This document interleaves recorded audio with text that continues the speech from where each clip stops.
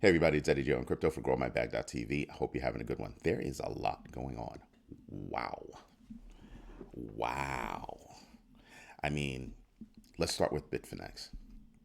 So Bitfinex comes out with reports, just about every week to, give people an idea about what's going on. And they said, even though altcoins seem to be rallying right now, we need to be paying attention to the fact that open interest is lower.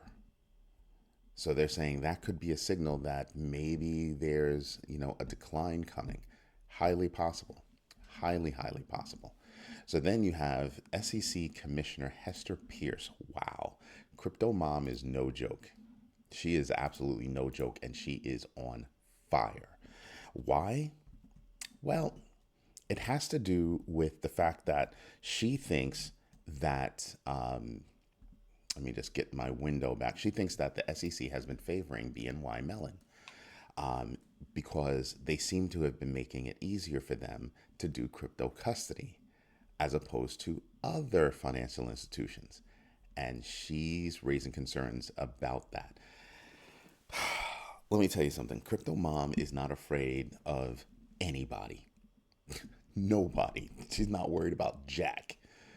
And she calls it the way she sees it.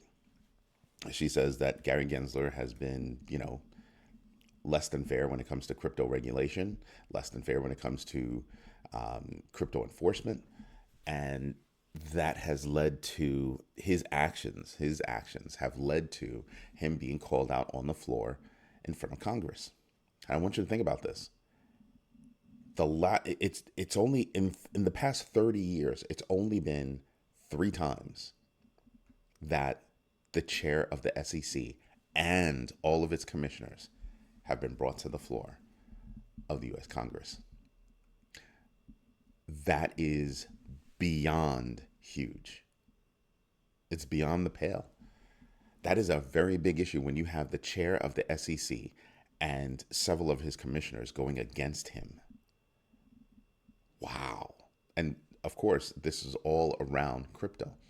A few days ago on one of the shows, I had said that, you know, crypto doesn't. I mean, you always need advocacy, but if you look at things right now, you don't need that much advocacy.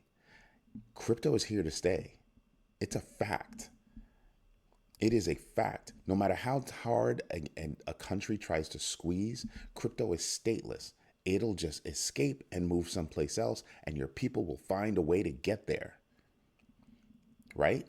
So what would be best? What would be best is working with crypto, working with the crypto industry and saying, okay, let's set up some parameters by which you can operate.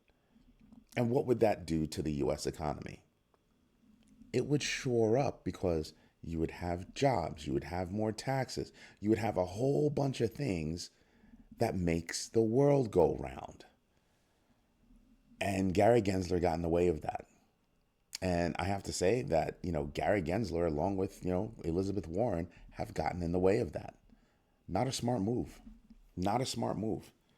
Crypto was not born from big finance, so I don't understand, why Elizabeth Warren has such a bee in her bonnet. She tried to make it because, such nefarious actions and terrorism funding and blah, blah, blah. And then everybody pointed to the US dollar. Crypto represents a fraction. A fraction. But think about the good that it does. I'm just saying, you have to pick your fights, you have to pick your battles, you have to pick your arguments, and you have to have good reason. And Gary Gensler, Elizabeth Warren, to me, just don't have good reason. Right? They just don't have good reason. Gary Gensler is the worst because I'll never live down, or I'll never let him live down the fact that he pulled a 180. He used to teach about cryptocurrency. I think his switch, I think his flip happened when he didn't get the job at Binance. There, I said it. I think that's what happened. What else is going on in the news? zkSync pops up. Why? Because they got listed by Coinbase. Okay, so that significantly can boost liquidity for a project, all that. So zkSync is trying to do a whole bunch of stuff. I pay attention to zkSync. I don't hold a bag. I do not hold a bag of zkSync, but I do pay attention to what they're doing. All right. A report from Bitwise reveals that 70% of the top financial advisors in the United States all have crypto exposure. Are you as shocked as I am? No, nobody's shocked. Nobody's shocked. If you want to do certain things, you're going to have to own Bitcoin in the future. I mean, even Michael Saylor, I told you about this yesterday, even Michael Saylor saying, listen, the big banks should be offering loans based on your Bitcoin holdings. Imagine that. In the community, in the Grow My Bag community, we've been having, an ongoing conversation about loans, right? Loans against crypto. And everybody's like, where can you get these kinds of loans? Well, for small people, you can't get those loans. For big people, like a Michael Saylor, you can get those loans because they'll think of it as against your portfolio, of which Bitcoin is just about all of his portfolio or their portfolio. But I think that's coming.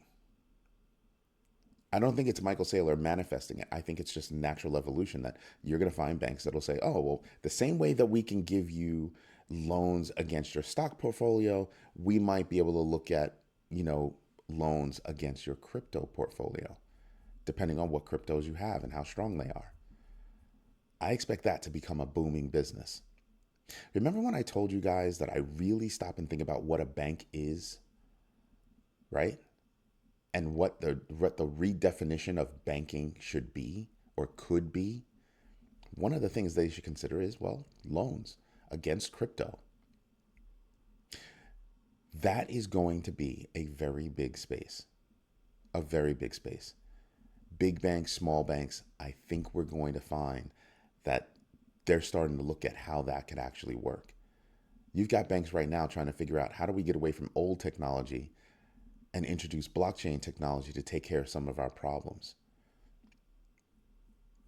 Some of the older banks have old technology. Some of the newer banks have new technology. But Bitcoin, blockchain, the rest of the cryptocurrency space might be able to help banks actually reimagine themselves. Imagine what you could do. How fast a bank can move if they're using blockchain for settlements. If they're using blockchain for tokenization, digitizing assets. How many more people would be open or introduced to those kinds of assets if it was made easier for them to obtain? That's the big deal. That's the big deal. So I'm sitting back and I'm just going, yeah, this is all some interesting stuff. Now, the SEC, last night I told you guys that TrueUSD, that whole project, everybody was involved in that project, finally came to a deal with the SEC. The reason why the charges came up is because the SEC looked at their reserves and were like, you're supposed to be pegged to the US dollar, and your reserves are supposed to, is how you're doing this. Their reserves apparently were placed in, as far as the SEC is concerned, or placed into very risky spaces. The bulk of their reserve, like we're talking about upwards of 90% of their reserve, were placed into risky spaces. Yeah. So yeah, that's how that came about. And I'm just sitting back and I'm going, this is what we're looking for the SEC to do. This is the job that we're looking for them to do. People that are skirting the parameters, but you got to set those parameters. You've got to let them know, this is what you're allowed to do. This is not what you're allowed to do. If you're going to say you're pegged to the US dollar and you're not algorithmic, this is what you have to do. If you are algorithmic, this is what we're expecting. Hutanik said something really cool last night. 10% of the bank's, value has to be held in reserve. 10%, that's the number. For some banks. Other banks, it's, higher, lower number. It fluctuates between the banks. But you see what I mean? But if you look at USDT, they have reserves for a lot of their money, a far greater percentage. I mean, I don't think it's 100%. Could be, but I don't think it's 100%. Although it really could be. Really could be. As they approach, 160 100. I think the new number that they're approaching is 100. No, not 160. 120 billion dollars. Yeah, yeah. So it's amazing how banks have to have this kind of reserve and to have any kind of trust in in a stable coin like USDT. They have to be approaching high double digit percentages. It was an interesting point, a very interesting point. What else do we have? We have SEC Chair Gary Gensler just being pummeled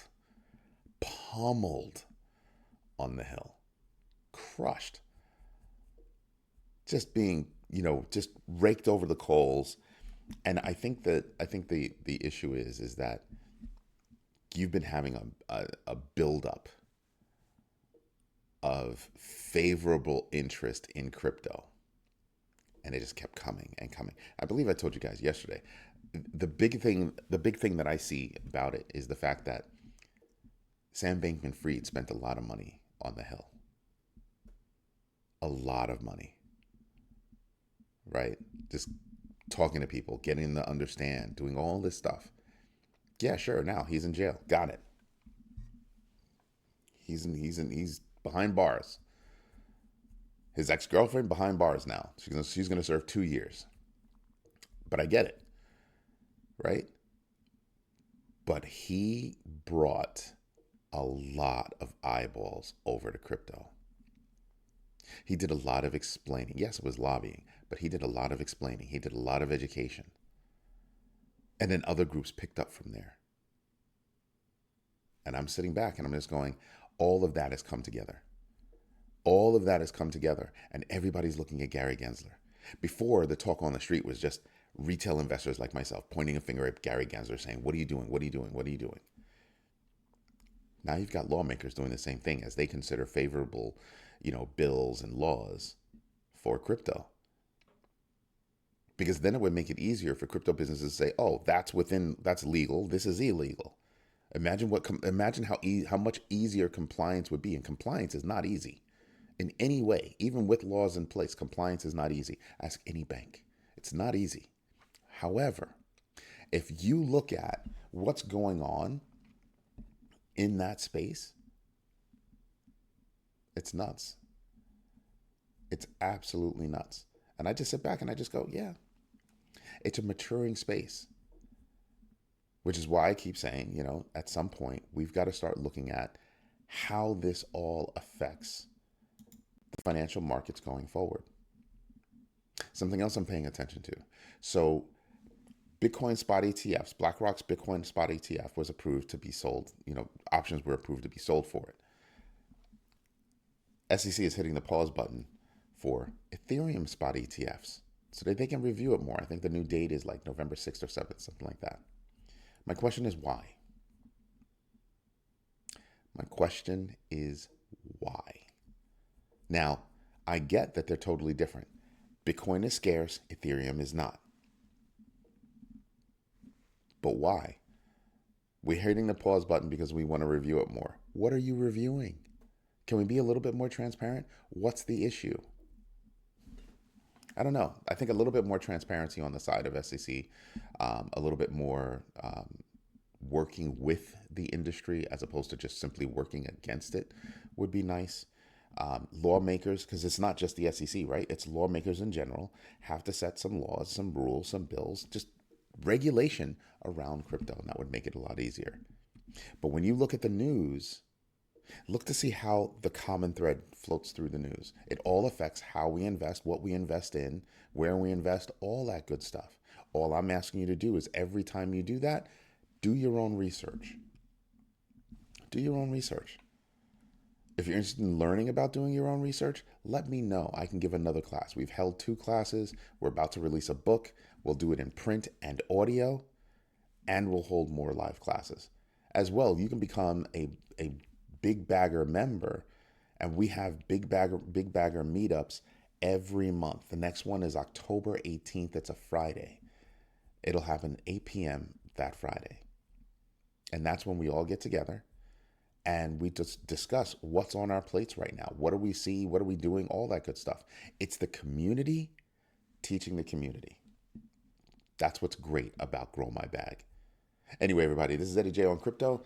And you know what we need to do next? That's right. We need to get to the numbers because the numbers are looking really interesting. Like really, really interesting.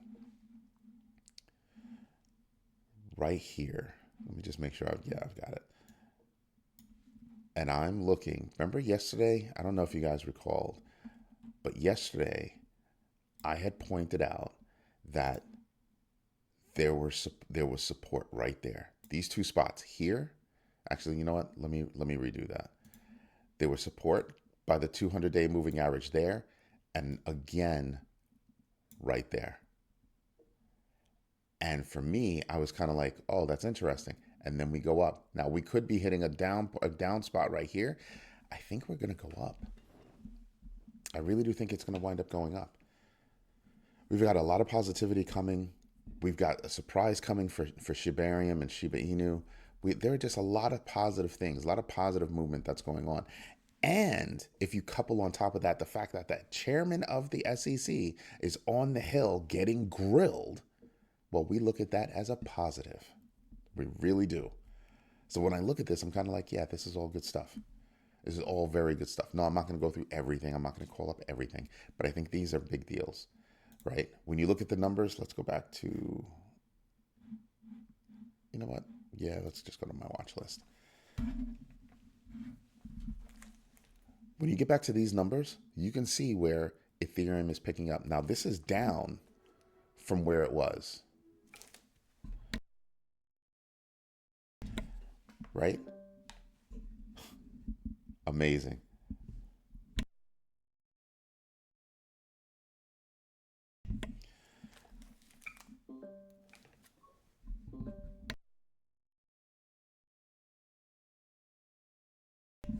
There you go.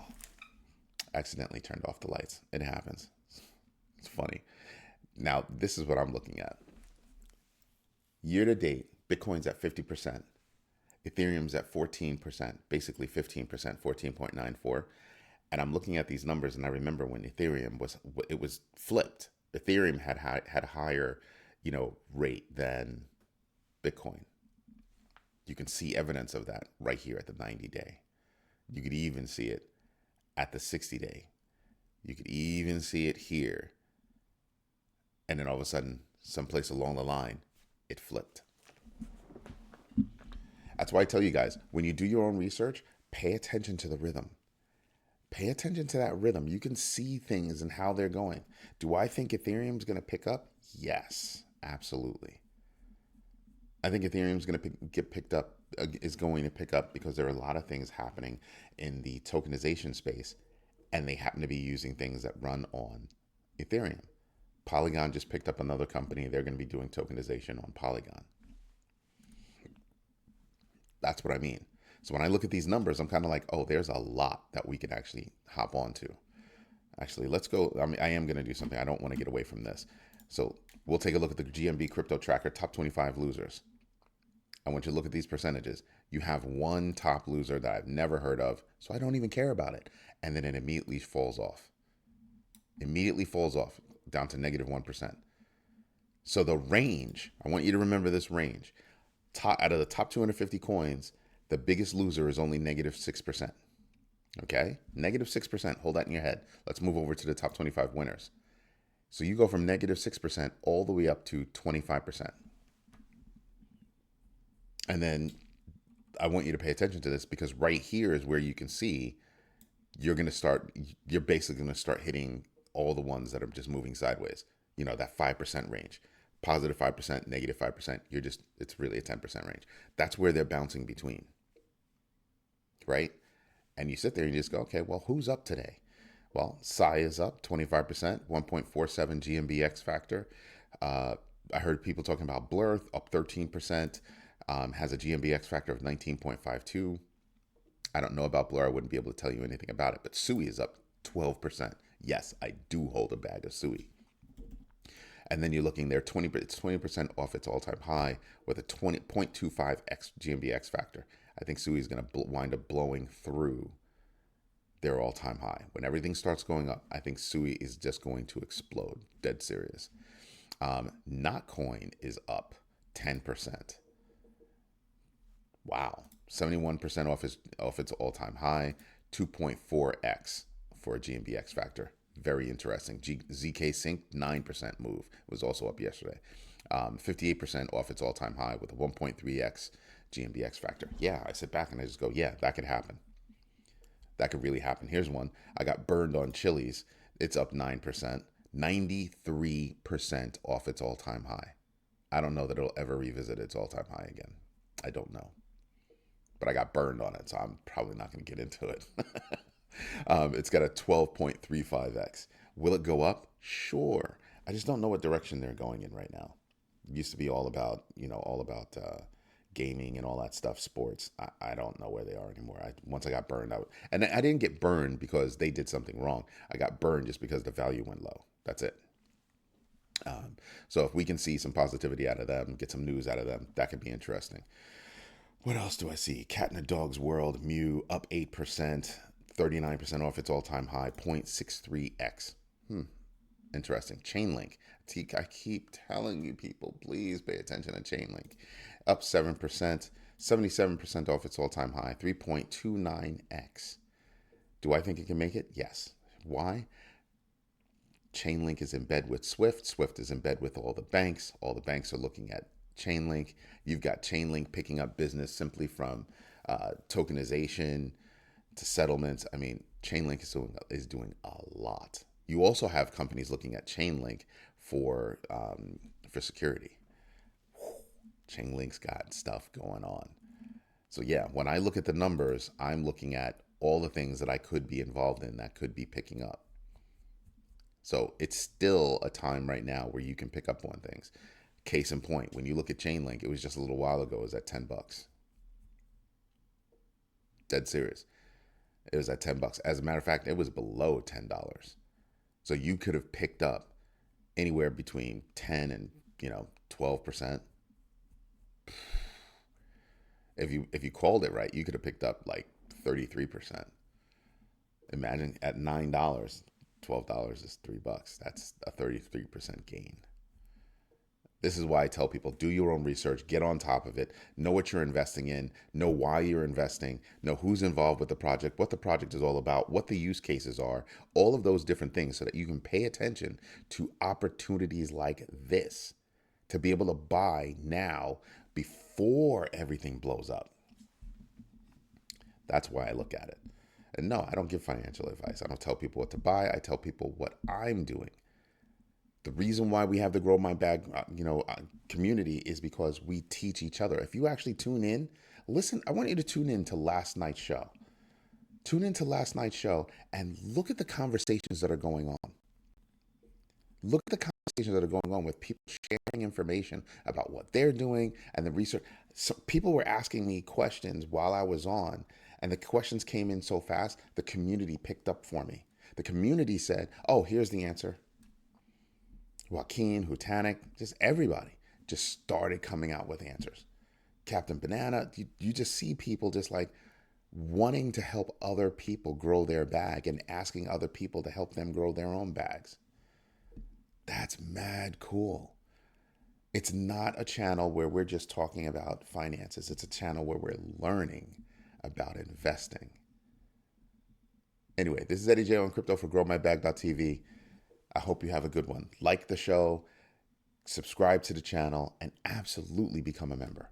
Have a good one. Bye-bye.